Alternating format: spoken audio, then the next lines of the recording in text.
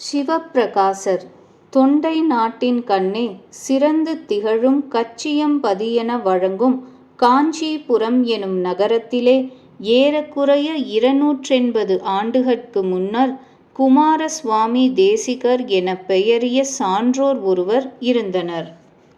அவர் வேளாளருக்கு தீக்ஷா குருவாய் அனைவராலும் நன்கு மதிக்கப்பட்டு வந்தனர். அவருக்கு சமயாச்சாரமும் வைதீக ஞானமும் சம்பிரதாய அறிவும் கிரியாபக்தி விவேகமும் நிரம்பவும் உண்டு. அவர் ஒரு கால் தீப தரிசனம் செய்யும் பொருட்டு திருவண்ணாமலையை நோக்கி புறப்பட்டார். அங்கனம் புறப்பட்டவர் வழியிலே ஒரு நந்தவனத்தில் சிறிது நேரம் வைகிச் சிவ பூஜை முடித்து அன்றை நாள் மாலையிலேயே அண்ணாமலையை அடைந்தார். அடைந்ததும் ஈசானிய தீர்த்தத்திலே அனுஷ்டானத்தை செய்து கொண்டு பூஜை பெட்டகம் காணாராய் அருகிலுள்ளவரை நோக்கி, பூசை பேடகம் எங்கே என்று வினவினார். அவர்கள் அங்குமிங்கும் துருவி பார்த்தும் பேழை அகப்படாமையால் அது தாம் பகலிலே தங்கியிருந்த சோலையிலே மறந்து வைத்துவிடப்பட்டதென கொண்டு அதனை சொல்வதற்கு அஞ்சி வாய்குழற கூறினர். அது கேட்ட தேசிகர் பெரிதும் வருந்தி பரிசனங்களை ஆண்டு சென்று பார்த்து வரும்படி கட்டளையிட்டு, அந்தோ என் உயிருக்கு உறுதி பயக்க வல்ல உடையவரை விட்டு பிரிய நேர்ந்ததே என்று பேரஞர் எய்தி அன்றிரவு முழுதும் துயிலின்றி இறைவன் அருளை வழுத்தி கொண்டிருந்தனர். அப்போது அண்ணாமலையார் அவர் உண்மை அன்புக்கு இறங்கி ஒரு சங்கம திருவுருத்தாங்கி அவரை அடைந்தார். அத்தகைய சிவ வேடத்தை கண்ட மாத்திரத்தே காந்தத்தை கண்ட இருப்பை போல தேசிகர் எதிர் சென்று வணங்கி தமக்கு நேரிட்ட இடரை தெரிவித்தார். சிவபெருமான் அவர்பால் அருநோக்கம் வைத்து, நீர் அங்கம் வேறு லிங்கம் வேறாக இருந்தமையானன்றோ இவ்விடர் விளைந்தது? லிங்காங்க சம்பந்தியாய் இருப்பின் இங்கனம் நேரிடாதன்றோ? உமது பூஜை பேடகம் நாளை காலை உம்மிடம் வந்து சேரும். நீர் இன்று தொடங்கி லிங்க தாரணம் செய்து கொள்வீராக என்று அருள் செய்தனர். அதற்கு தேசிகர், அங்கனம் செய்யின் தமது மாணவரும் உறவினரும் அதனை ஒப்புக்கொள்ள வேண்டுமே என கூறினர்.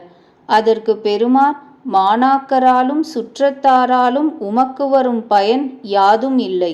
நீர் நமது ஆணை வழியே சிவலிங்க தாரணம் செய்து கொள்வீராக. இக்கோயிலுக்கு தென்பாலுள்ள மடத்திலிருக்கும் குருதேவரிடத்தில் தாரண தீக்கை செய்து கொள்க என்று வற்புறுத்தி கூறி அங்கனமே குருதேவருக்கும் கட்டளையிட்டு மறைந்தருளினர். மறுநாட்காலையில் தேசிகனார் சிவபெருமான் அருள் செய்தாங்கு பூஜை பெட்டகம் வரப்பெற்று மகிழ்ந்திருக்கும் அளவிலே ஸ்ரீ குருதேவரால் செலுத்தப் பெற்ற அடியார்களோடு அப்புண்ணிய சீலர் மடாலயத்தை அடைந்து அவரால் தாரண தீக்கை செய்யப்பட்டனர். பின் கார்த்திகை விளக்கை கண்டு களிப்பென்னும் கடலுள் மூழ்கி ஆரியரிடம் விடை பெற்று சென்று கச்சிமா நகரத்தை சார்ந்தார். சில நாட்களிலெல்லாம் அவருக்கு அம்மையப்பன் அருள் செய்த வண்ணம் அரும் புதல்வர் மூவரும் புதல்வி ஒருத்தியும் பிறந்தனர். அவர்கட்கு முறையே தேசிகராயர் சிவப்பிரகாசம், வேலாயுதம், கருணை பிரகாசம், ஞானாம்பிகை என திருநாமம் சூட்டி மகிழ்ந்து வளர்த்தனர்.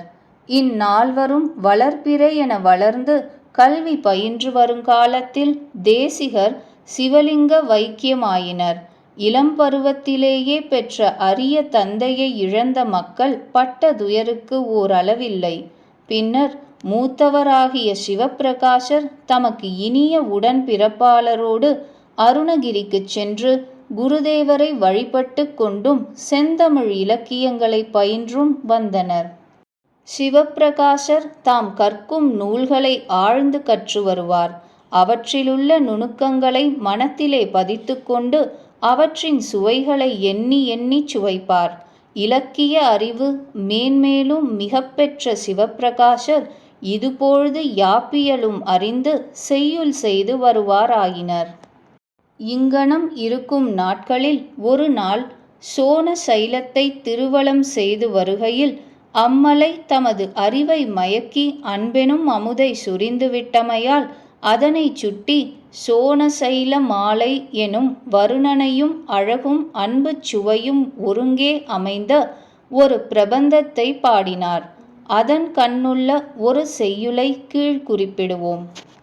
துவக்கற அறிந்து பிறக்கும் ஆரூருந் துயர்ந்திடா தடைந்து காண் மன்றும் உவப்புடன் நிலைத்து மறிக்கும் ஓர் பதியும் ஒக்குமோ நினைக்கும் நின் நகரை பவக்கடல் கடந்து முத்தியங் கரையிற் படர்பவர் திகைப்பர நோக்கி தவக்கல நடத்த உயர்ந்தெழும் சோண சைலனே கைல நாயகனே. இந்நூலைப் பாடியபின் சிவப்பிரகாசருக்கு சீர்த்தி மிகுவதாயிற்று.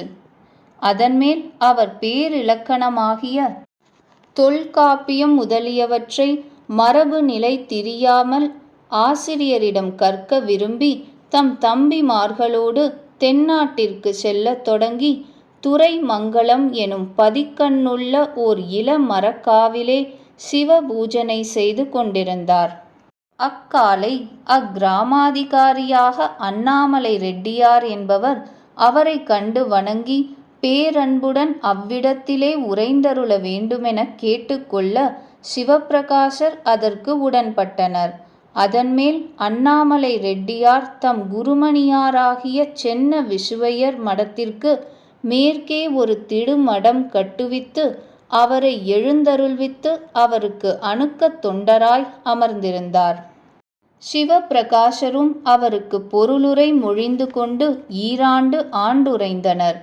அப்புறம் சிவப்பிரகாசர் தமது கருத்தை அவருக்கு குறிப்பிட்டு திருநெல்வேலியைச் சேர்ந்து நெல்லையப்பரை வடிவம்மையோடு வணங்கி தாமிரபரணி நதி தீரத்திலே உள்ள சிந்து பூந்துறையில் தருமபுரவாதீனத்து வெள்ளியம்பல சுவாமிகள் இலக்கண இலக்கியங்களை கரை கண்டவர் என்பதை கேள்வியுற்று அவரிடம் சென்று வணங்கி தமது உட்கோலை புலப்படுத்தினர்.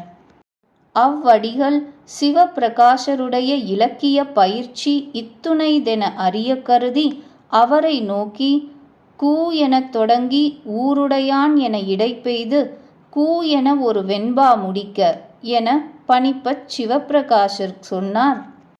குடக்கோடு வானையிரு கொண்டார்க்குக் கேழல் முடக்கோடு முன்னமணி வார்க்கு வடக்கோடு தேருடையான் தெவ்வுக்குத் தில்லைதோன் மேற்கொள்ளல் ஊருடையான் என்னும் உலகு என்னும் பாவை தாழ்த்தாது கூறினர். சுவாமிகள் வடக்கோடு தேருடையான் எனச் சிவப்பிரகாசர் அமைத்த நுண்மையை வியந்து அவரை தழீஇக் கொண்டு அவருக்கும் அவர் இளவல்கள் இருவருக்கும் 5 இலக்கணங்களையும் தெளிவாக சில நாட்களிலே கற்பித்தனர். அப்போது சிவப்பிரகாசர் கழிபேருவகை பூத்து தமக்கு அண்ணாமலை ரெட்டியார் வழிச்செலவிற்காக வழங்கிய 300 பொன்னையும் குரு காணிக்கையாக வைத்து வணங்கினார். சுவாமிகள், இது நமக்கு விருப்பின்று. பிறரை பழித்தலையே தொழிலாகக் கொண்டு செந்திலம்பதியிலே உறையும் தமிழ் புலவனை வென்று என் முன்னிலையிலே நிறுத்துக. இதுவே நாம் வேண்டும் குரு காணிக்கை என்று உரைத்து பொன்னை மறுத்தனர்.